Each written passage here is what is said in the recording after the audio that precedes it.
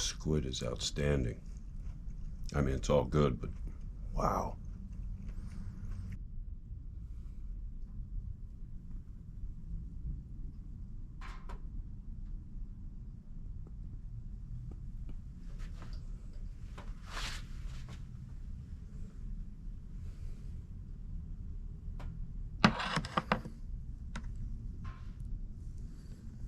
So when I was a young man, I worked for a shop. We had a delivery driver. Worked for a company called Nautical Nuggets. They provided clams. Buddy's name was George. I asked him one day what was his favorite way to eat clams. And he said fried cherry stones, or fried top necks. These are top necks, and all clams are measured from this side to that side. This distance there, not this distance there. So I went home and tried it, and this is the way you cook them. In the wild, it gets washed up on a sandbar in heavy seas, and then it has to survive the next tide without moisture. So what it does is it creates a seal, calcium seal around the valves to keep the moisture in. So then when it gets moist again, it figures it's back at a high tide. So it breaks that seal. Can't do it again, but it breaks that seal in order to extend the foot and burrow into the sand and do its thing. So if one clam at the top of the bag exudes liquid onto the clam below, one bad apple, they all tend to go bad. So the best way to keep these things in the fridge is dry. Put them in a colander, check them every day. And these, I actually took them out of the bag, dried them all off with towel, and then put them on towels, completely separate as you see them here. And I lost a couple. That one there is questionable.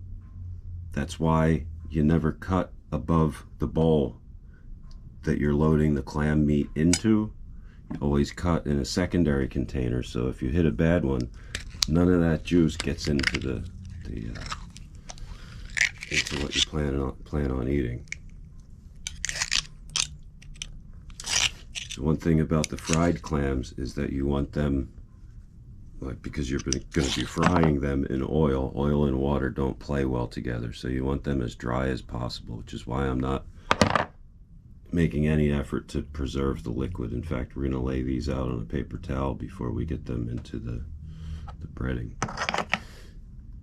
Just because a clam's valves are separated does not necessarily mean that they are inedible. This one here, I'm going to go out on a limb and say that it's probably inedible, but if you take the valves, the shells, and you press them together, if there's any reaction by the anterior and posterior adductor muscle, he's a good clam. As long as he smells all right when you... Yeah, how about it? This one here, I had them separated into two groups. One group that was like questionable, like that one that we just shucked, and this one. You see how it's wet on the bottom? It's because he's leaking the juices I was telling you about before. He's tightly shut. That's no guarantee that he's all right. So when you're shucking a clam, you put the knife between the valves, and there's no wrenching with this. There's a little bit of wiggle with this hand if you get a tough clam, but there's no pushing with this hand. All the effort is made here. You go in right there. There's the anterior adductor muscle, and then there's the posterior adductor muscle about here. So you cut the anterior, you slide the knife out, you go up the shell. So I'm getting under the mantle with the tip of the knife, and then you cut the posterior adductor muscle, and then you wrap around, twist the knife, and cut the lower muscle. Flip that down, and then the only thing you have to do is go in and cut that muscle from the bottom shell. Yeah. And there you go. No meat left in clam. We're going to check them all just to be safe. Here it is again. Between the valves, a little bit of wiggle with this hand, pull in with that hand, up and over, down and around.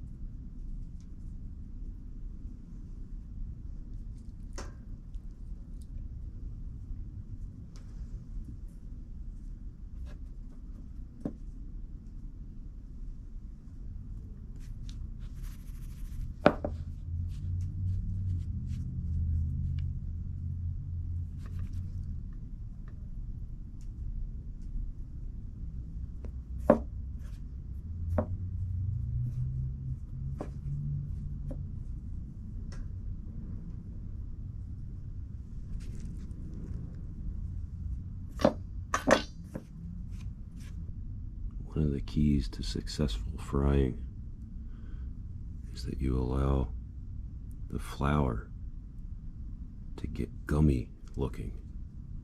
It shouldn't be all powdery and white. It'll absorb into, or the moisture in the product will absorb into the flour.